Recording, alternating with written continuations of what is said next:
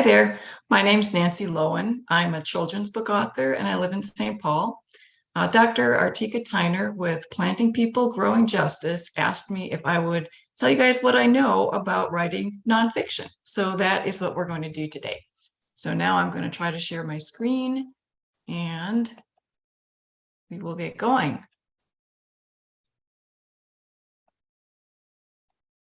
All right. So what is nonfiction? What do we mean when we say nonfiction? And how is it different from fiction? That's the first thing we've got to address. So fiction is literature that comes from the writer's imagination, right? The characters aren't real. These things didn't happen, right? But that's not to say that fiction can't convey important truths. Right. So maybe you've had the experience of just like loving a character in a book or a movie, maybe, or a TV show, or maybe you've like learned something from, from fiction, something that just stays with you, an experience, somebody, not a real person's experience, but an experience that means something to you. So just because things didn't happen doesn't mean that they can't have a real impact. Okay, but I have a different video about fiction. So today we're going to focus on nonfiction. So we're going to keep going here. Nonfiction does not come from the writer's imagination. It gives the reader information about the real world, things that really happened, that really exist. That's the basic definition here. And very, very basic because there's lots and lots to know about nonfiction. There are lots of different kinds of nonfiction, and we're going to look at just some three general categories of nonfiction. So the first one I call informative, just the facts. In this kind of nonfiction, the writer is invisible. There's no presence. There's no voice, no I in this kind of nonfiction. This is the kind of writing that you would see most of the time in newspaper articles or magazine articles. Other examples, like if you go to a website that's just informational, right? Nobody's going to be telling you, like if you're looking up something about COVID, for example, and it's a site, government site, about, the information about COVID, there's not going to be a personal presence there, right? It's just going to be facts. Biographies, nonfiction books on specific topics, like the kind you might get in your school library. And I've written a number of those myself. Instructions, right? Just the facts, no personal presence. It's not to say that this kind of nonfiction can't be interesting, because it certainly can be very interesting, but it doesn't have the author's presence. Okay, and so here are some examples. Sloths weigh between 9 and 17 pounds. According to the United States Census Bureau, the population of St. Paul in 2021 was 309,173. The storm knocked down trees and power lines. The first step is to multiply both sides by A. So we can see it's just like straightforward, right to the point. Author isn't in there. Now, personal nonfiction is a whole different ballgame. So here the writer does have a presence in the writing. The writer is telling about real experiences, beliefs, opinions. These are things that really happened, but only the writer can share. This is information only the writer has. And so things like personal essays, autobiography or memoir, opinion pieces, letters to the editor, reviews, and a lot of times blogs and social media posts are going to be, personal. So that is not a type of nonfiction as well. And here are some examples. So here's an example of a book review. The writer is saying, I enjoyed the book very much, the way the two lives came together from opposite directions, the willpower to survive, a truly eye-opening story, bought the book for my son's summer reading project, and so on. So, you can see that's, it's not factual. It's not really giving information that comes from an outside source. The information is coming right from the person, the writer, him or herself. Okay, and another example here is a blog post that I shared a little while back this fall. It's just a memory. I was sharing a memory about using my dad's paper cutter in preparing for a book event. And it's just a little bit about that comes directly from my head, my memory. And now a lot of nonfiction is a combination of those two, combination of the factual information and personal experiences or opinions. And so a lot of the examples that we just looked at here could be written the same way. It's just a blending of types of information.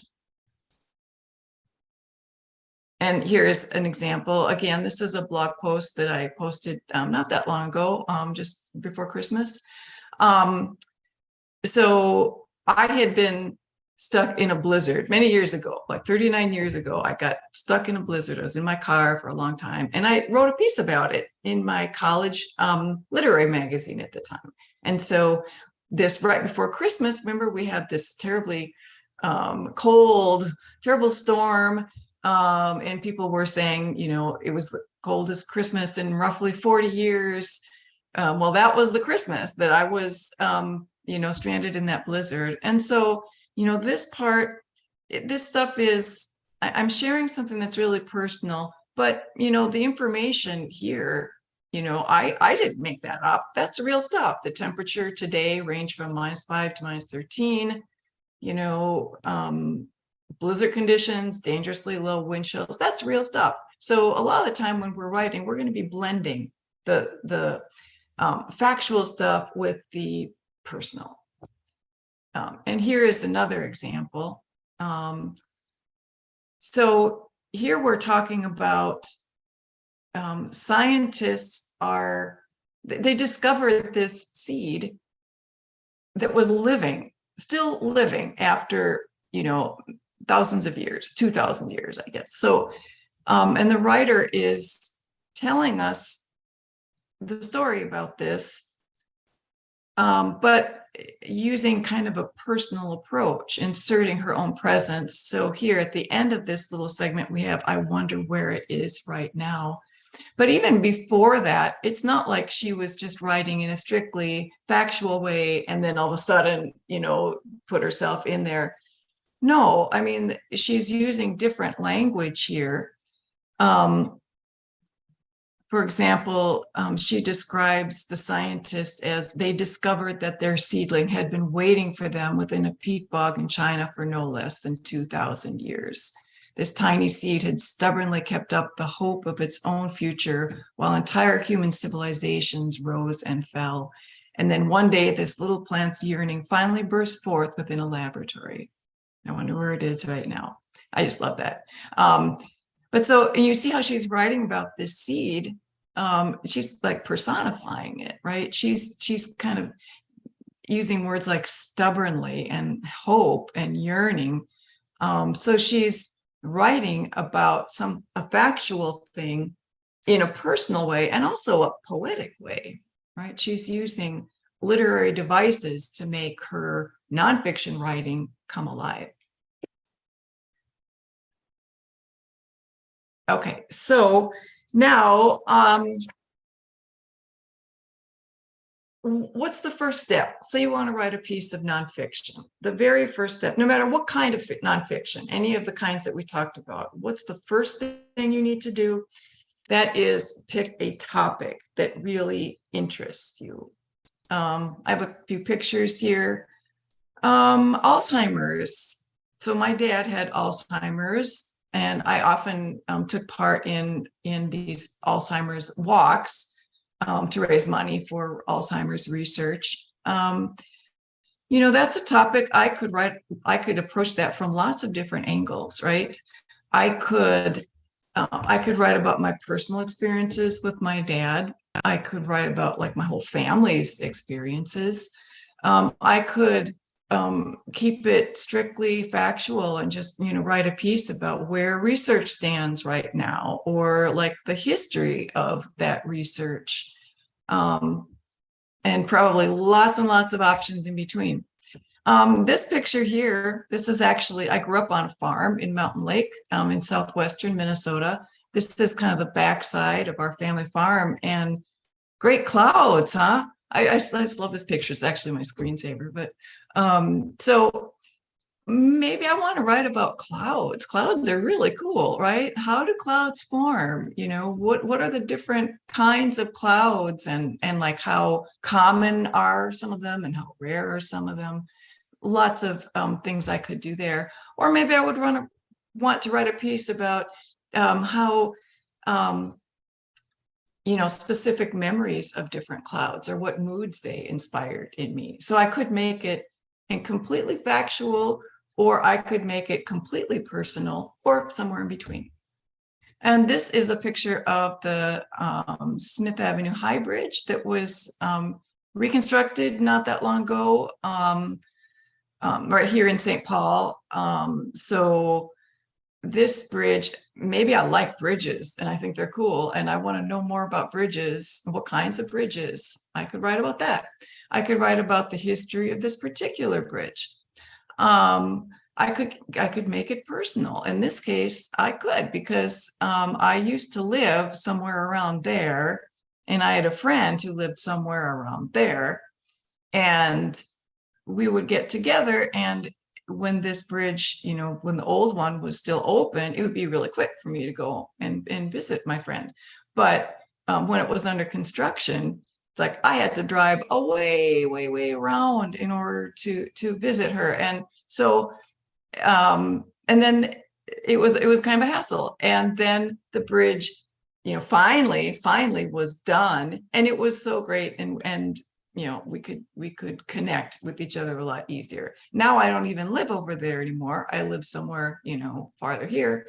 But we often go walking on that bridge. And so I could write a piece about that bridge and friendship, right? Lots of angles. Nonfiction is really cool because there's just like, it's like limitless what you can write about. That's what intrigues me about it.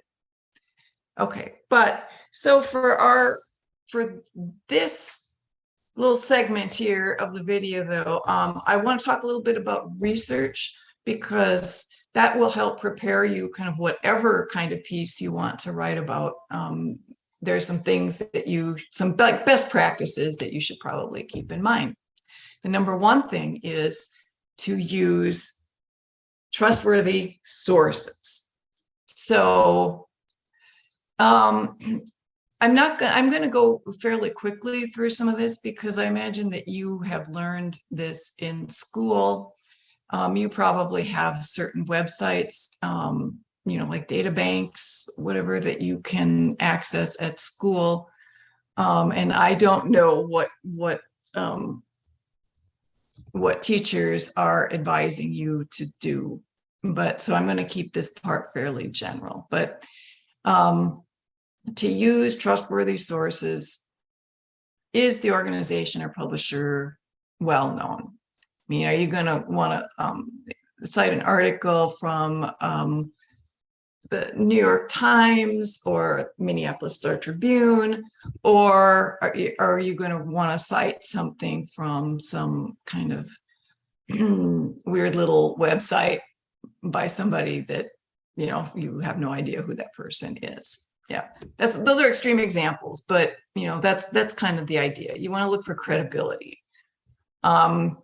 You also want to consider, when was the article or the book or whatever written, and does the author cite their sources? Like, I mean, if there are a bunch of statistics or facts, a lot of the time the better sources are going to say where they got their sources. So it's something to keep in mind. And here is a tip for you. If you aren't sure if a source is reliable, ask your teacher or ask a librarian.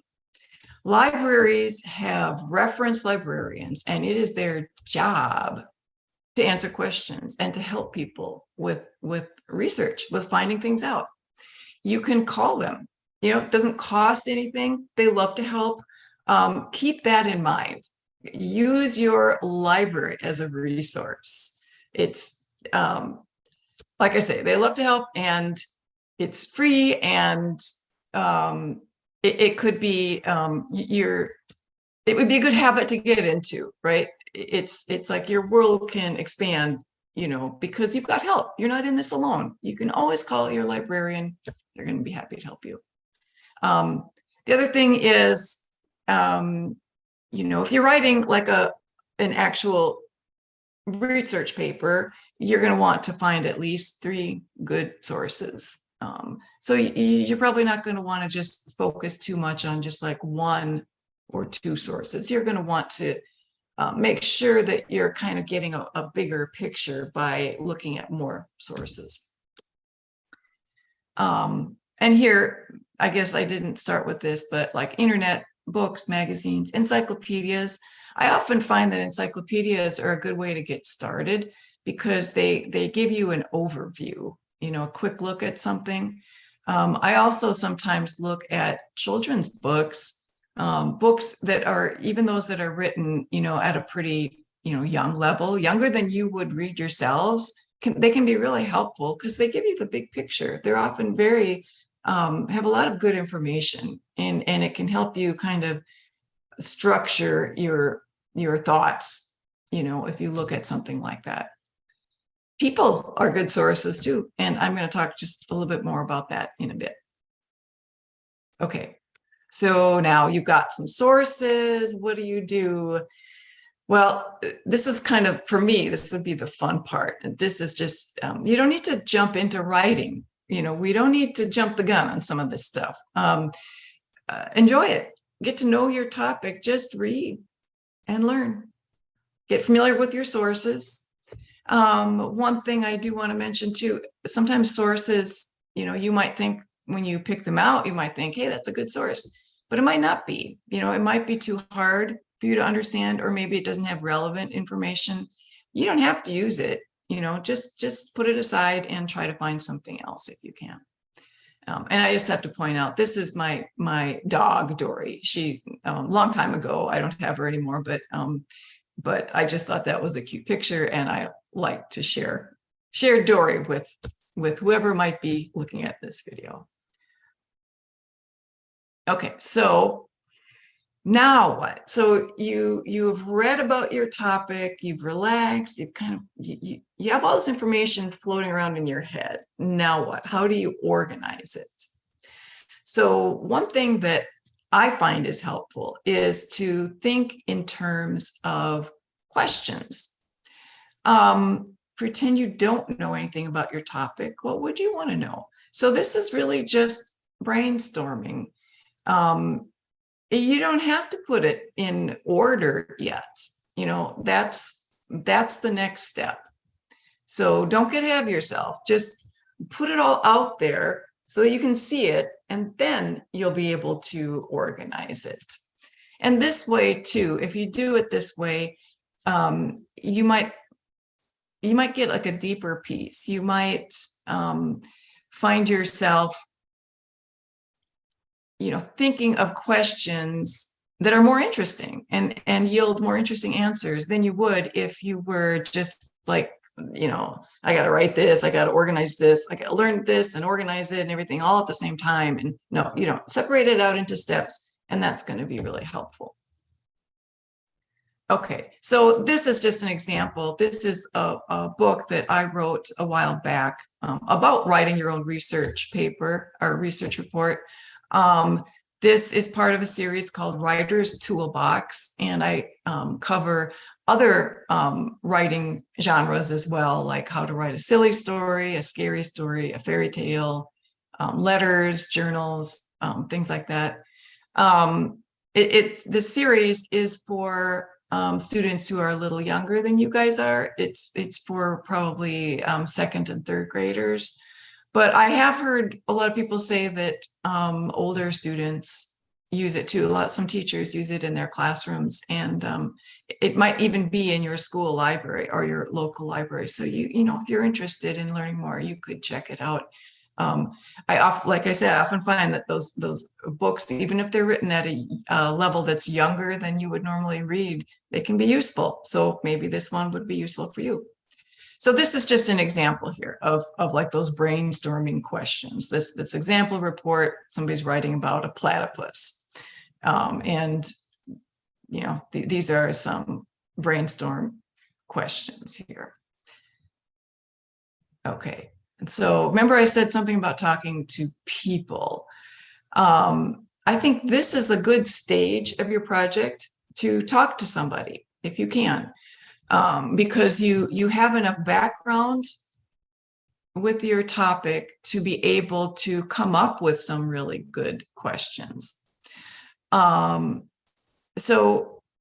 you can always try reaching out. These days, you know, a lot of people have email addresses that are pretty readily accessible. So you can find somebody, you know, who is an expert in your topic. Just send them an email and see if they'd be willing to talk to you. And a lot of people are. They like to help out students who are eager to learn about something that they care about too. Okay, so now what, right? So you've got all this information, you've got your questions, whatever. Now it's time to make your notes. So I know that you guys are way more tech savvy, I'm sure, than I am. And certainly when I was growing up, we didn't have computers until I was like in high school, just about ready to leave high school. So we used old-fashioned index cards when we did our research reports, and you know what, that still does work. I do sometimes use that technique.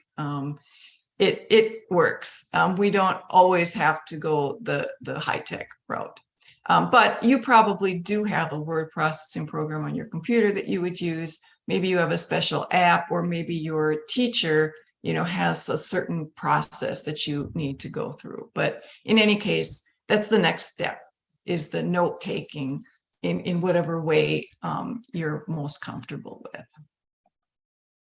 Okay, so what you'll want to do is write up your questions or your subtopics neatly, allowing lots of space, and then go back and write what your sources say. And you might not use every source for every question. That's perfectly okay.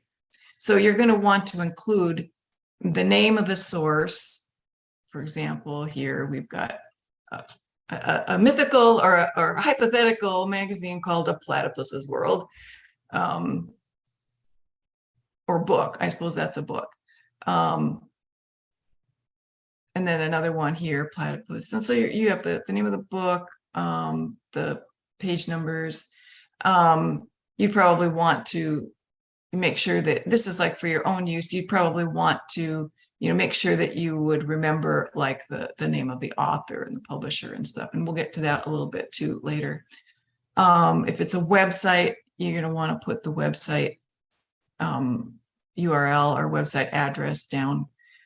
And it's important to record all this stuff so that if you need to double check things later on, you'll know right where to go. And I have a confession to make. This is the part of writing nonfiction that I struggle with. It's a challenge for me. I often lose track of things, even if I'm trying my best to keep my notes all organized.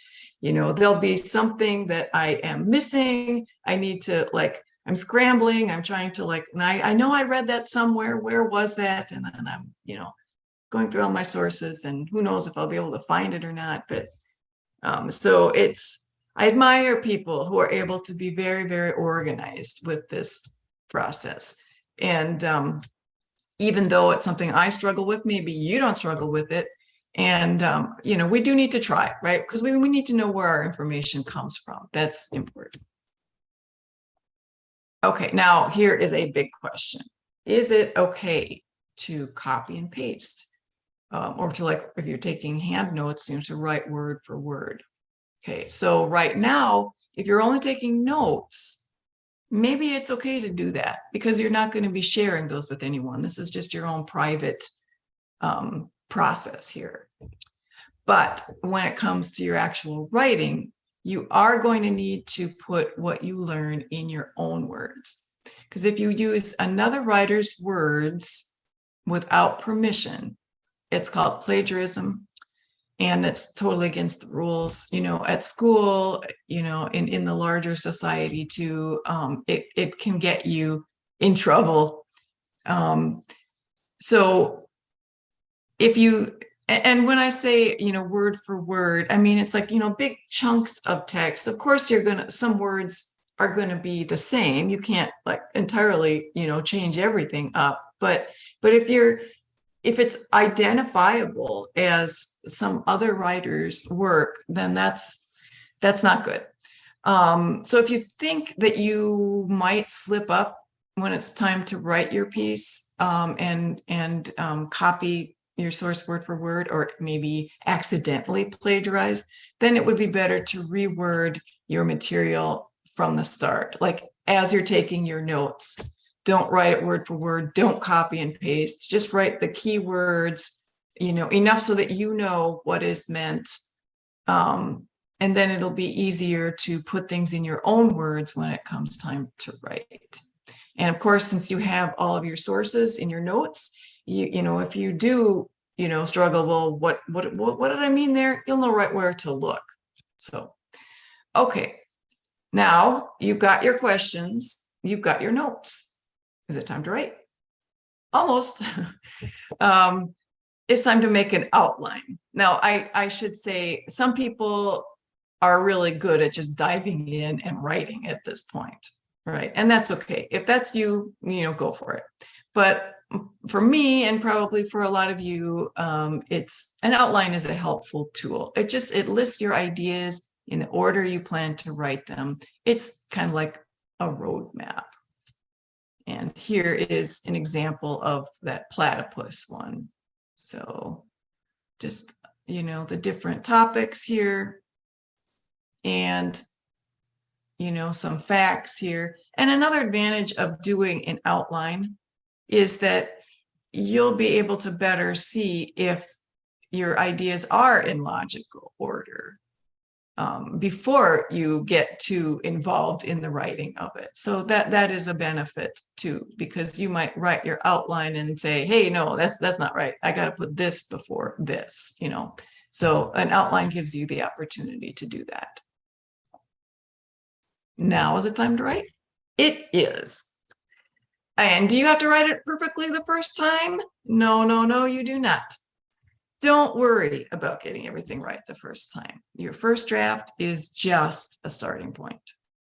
I always like to tell students to concentrate more on ideas than on the words, because you can always go back later and tweak the words. So what you're trying to do is to find the structure of your piece. And you probably are not going to get it right, and you're probably going to have to revise. I would say 99% chance you'll have to revise. So that's okay. It's part of the writing process. Okay, so now I'm going to talk just a little bit, like if you were writing, a straight up research report, what you would want to do, how to structure it. I mean, in very, very general terms, but, actually when I think about it, these elements kind of apply to anything you might write too. So, okay, so introduction, what do you want to do with your introduction? You want to get your readers' attention first and foremost. And you want to say what your piece will be about. And then comes the body of your piece, and so you would follow your outline and put your ideas in logical order.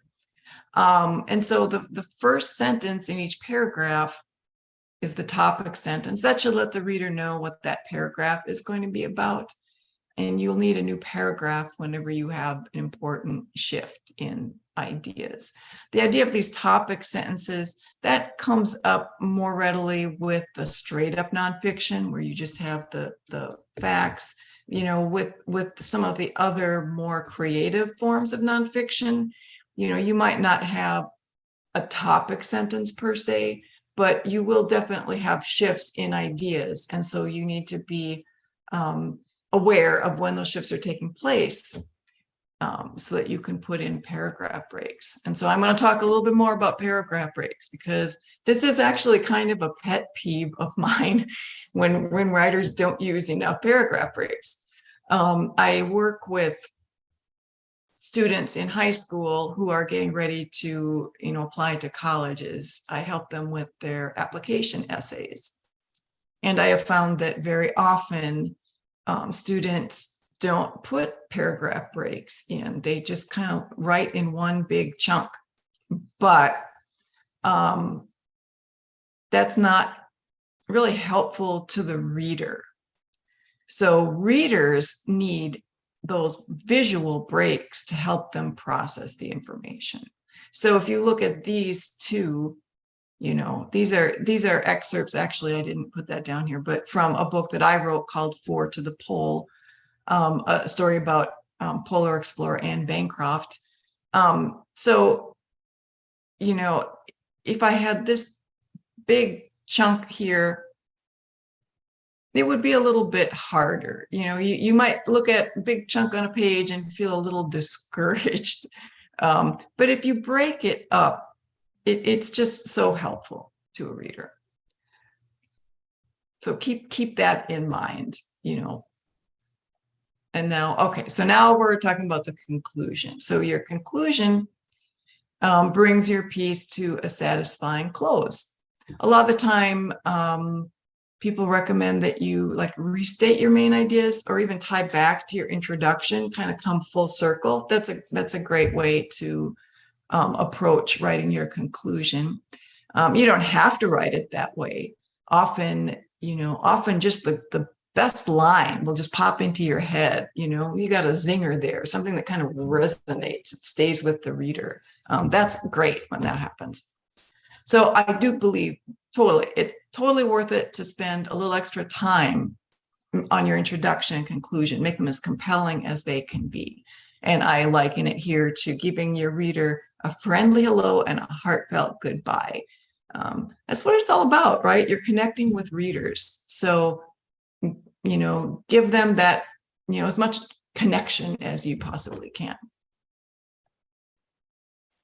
Okay, so if you are writing a research report, and maybe this is for school, you would need to list your sources in a bibliography.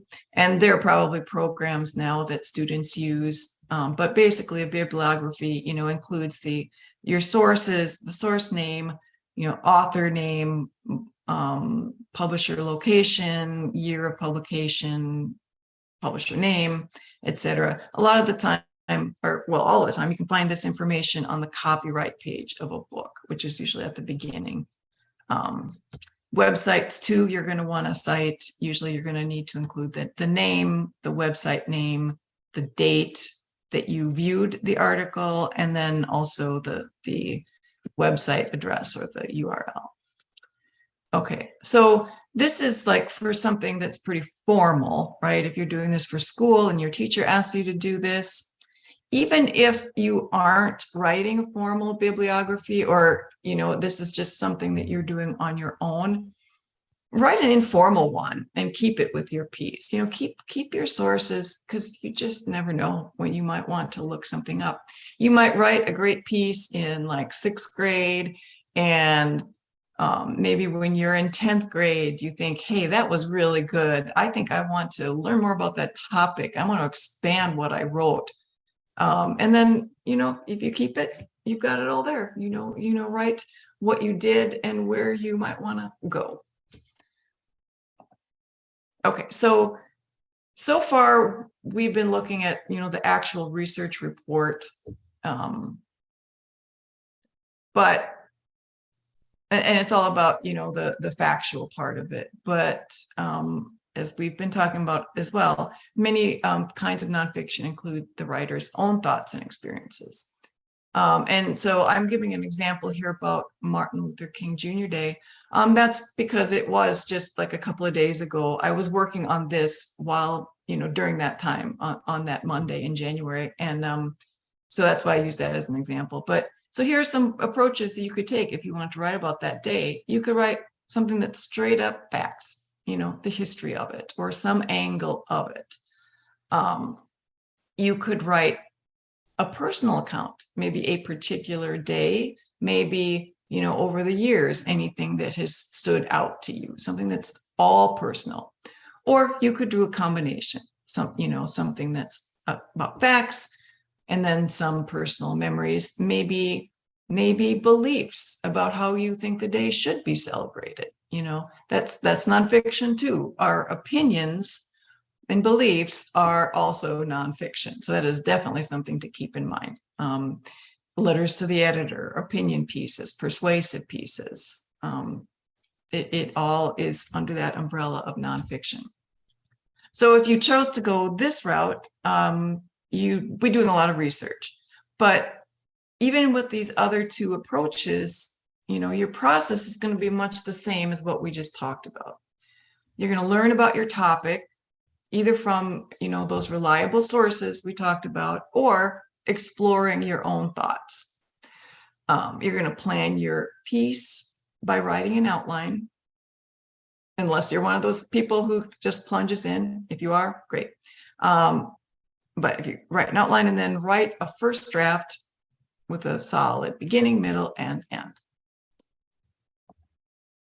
Okay, so now you have your first draft. That's terrific. Now what? Well, I am always telling students, revise, revise, revise. That is what makes the difference between okay writing and really, really good writing. And here is also a good bit of advice. I also mentioned this in the fiction video. Let your piece sit for a day or more before looking at it again. It helps. You'll be able to spot problems. Your brain will let go of some of the stuff that was, kind of cluttering your mind while you were working on the piece, and then you will be able to have a better idea. And I have a story to tell about letting a piece sit. So I wrote a picture book that I really, really like. I mean, it hasn't been published. It's just a manuscript, and I'm hoping to publish it someday. But it's a manuscript that I wrote maybe 17, 18 years ago, a long, long time. But I couldn't get one part of it just right. And it always bothered me. I think that's why I hadn't tried to get it published, because it's that's just not quite right. And I would go back to it every so often and couldn't figure it out. And then just a couple of years ago, it just suddenly, boom, it occurred to me, I know what I need to do with that piece, and I tried it and it worked. And now I feel like it's solid, and I'm really hoping I can publish that someday. So, it took me years to figure out what that particular piece needed, but I got there. Okay, so when you are revising, these are things to consider. And first of all, I have to talk about the dog here, right? So this is Hugo. This is not my dog, but this dog belongs to my son's girlfriend, and they visited over Christmas. And so I just thought, I'm going to let you guys see Hugo, and I'm going to let these pictures kind of display what I mean about revision. So here, it's kind of dark. Picture is kind of dark. We don't really get a good look. Here, it's much sharper, brighter, clearer. We have a better idea of what Hugo in his cute, adorable little outfit is like. And that's what revision does. Okay, this is like first drafts, right? But once we apply our minds and our skills and revise our piece, then we can get a picture like this, a nice, sharp, clear, wonderful picture. Okay, or wonderful dog, as the case may be. Okay, so when you are revising, these are the questions that you'll want to answer. So, and I find that it helps to be systematic about it. You know, don't just say, I'm going to revise and just take another look without having other ideas in your mind about what you're looking for. Make a conscious choice to look for these things, and then your revision will go much better. So does your piece start in an interesting way? Does it end in a satisfying way? Have you included everything the reader needs to know in order to understand what's happening in your piece? That's called grounding the reader. And that is like really important. Does everything in your piece need to be there? Are there things that you should cut? You know, we just don't, sometimes we get carried away. You know, we're on a roll and we like all this stuff and we just want to put it all in there and we're proud to have such a long piece, you know. But is it what the piece needs? Would it be better if we trimmed off some of that stuff? That's something to consider too. Have you made the best word choices? You know, if you can use a strong, like vivid verb, you know, or a really attention-getting adjective, you know, to replace language that might be kind of like ho-hum, you know, go for it. Are you using complete sentences? That is something too that I often see students don't do. Just do your best with that. If you're not sure if a sentence is complete or not, ask your teacher, ask your parents, ask a librarian. Maybe they'd be able to help. Here's another point. We're going to want sentences that vary in length and structure. If our sentences are all the same length and they all have the same rhythm, it gets kind of boring, right? But if we change it up, it's interesting, right? It's more, it grabs our attention more. It's kind of like music in that way. So, and then finally, the last step, have you checked your piece for spelling or punctuation errors? And if you need help with some of these things, share your piece with other people. Often other people will have really good ideas, and people like to be included. They like to be involved and to feel that they have input. Collaboration is a really valuable thing, I think. And even though writing, so much of it is solitary, you know, you're just doing it by yourself, at certain parts in the process, it can be very collaborative, and it helps make connections. Okay, so now when you are finished writing your piece, take some time and soak in all those feelings of accomplishment. Because you know what? Writing isn't easy, not for most of us. It is a lot of work, but if you put in the work, it can be very, very satisfying. So let that feeling inspire you. Keep writing, keep exploring, and also share your work wherever you can. If you are writing about things that you care about, chances are that you will find others who care about those things too. And so share your writing, make your voice heard. Love my little penguin here. It's a little snow globe I got at a thrift shop, and I just was trying to find an image that would, you know, suggest a feeling of accomplishment, you know. And I don't know, for me, this kind of did, because I thought this little penguin looks like a happy little guy, and, you know, sitting in the sunlight there. He's chill. He's cool. He's everything he needs to be right now. So that's what I hope you feel like after you have written your piece. I'm getting a little goofy here. I'm a writer. I don't usually talk this much. So, all right. So here, last bit here, to learn more about planting people growing justice. Here's the website.